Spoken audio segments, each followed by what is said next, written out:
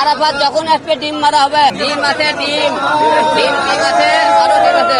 সাবেক তথ্য ও সম্প্রচার প্রতিমন্ত্রী মোহাম্মদ আলী আরাফাতের জন্য ডিম ও জুতার মালা নিয়ে আদালতে এসেছেন কন্টেন্ট ক্রিয়েটর হিরো আলম। তিনি আরাফাতের বিরুদ্ধে হত্যা চেষ্টার অভিযোগে মামলার আবেদন করেছেন। বুধবার ঢাকার মেট্রোপলিটন ম্যাজিস্ট্রেট সাইফুর রহমানের আদালতে তিনি এ আবেদন করেন। এদিন আদালত হিরো আলমকে তার মেডিকেল সার্টিফিকেট আনতে বলেন। তার আইনজীবী সার্টিফিকেট আনতে পারবেন না বলে আদালতকে জানান। আদালত বাদীর জবানবন্দি গ্রহণ করে আদেশের জন্য অপেক্ষায় রেখেছেন। আদালত থেকে বের হয়ে হিরো আলম জানিয়েছেন, আমাকে যে মারধর করা হয়েছে সেই ব্যথা এখনও রয়েছে। আরাফাতের নির্যাতনের শিকার যারা তারাও আজ আদালতে এসেছেন। জানা গেছে উপনির্বাচনের দিন 2023 সালের 17 জুলাই বিকেল 3:30টার দিকে Banani Vidyaniketan school and college কেন্দ্রের বাইরে একদল লোক হিরো আলমকে মারধর করেন।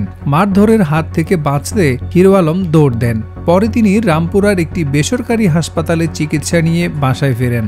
এই ঘটনায় সে সময় অজ্ঞাত পরিচয় 15-20 জনকে আসামি করে বনানী থানায় মামলা করেন হিরো আলমের ব্যক্তিগত সহকারী মোহাম্মদ সুজন রহমান শুভ। মামলাটি তদন্তাধীন অবস্থায় রয়েছে।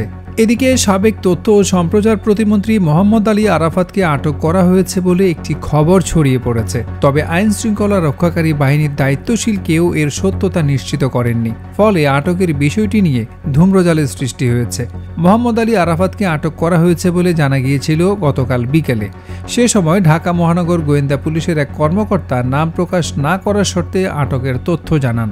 এ বিষয়ে ডিএমপি জানিয়েছে, ডিবি পুলিশের পক্ষ থেকে আরাফাতকে আটক করা হয়নি। অন্য কোনো বাহিনী কর্তৃক আটক হয়েছেন কিনা তাও নিশ্চিত করেনি কেউ। একইভাবে আটকের বিষয়টি অস্বীকার করেছেন গুলশান বিভাগের উপকমিশনার। অথচ বিভিন্ন গণমাধ্যমের খবরে বলা হয়, মঙ্গলবার রাজধানীর গুলশান এলাকা থেকে মোহাম্মদ আলী আরাফাতকে আটক করা হয়।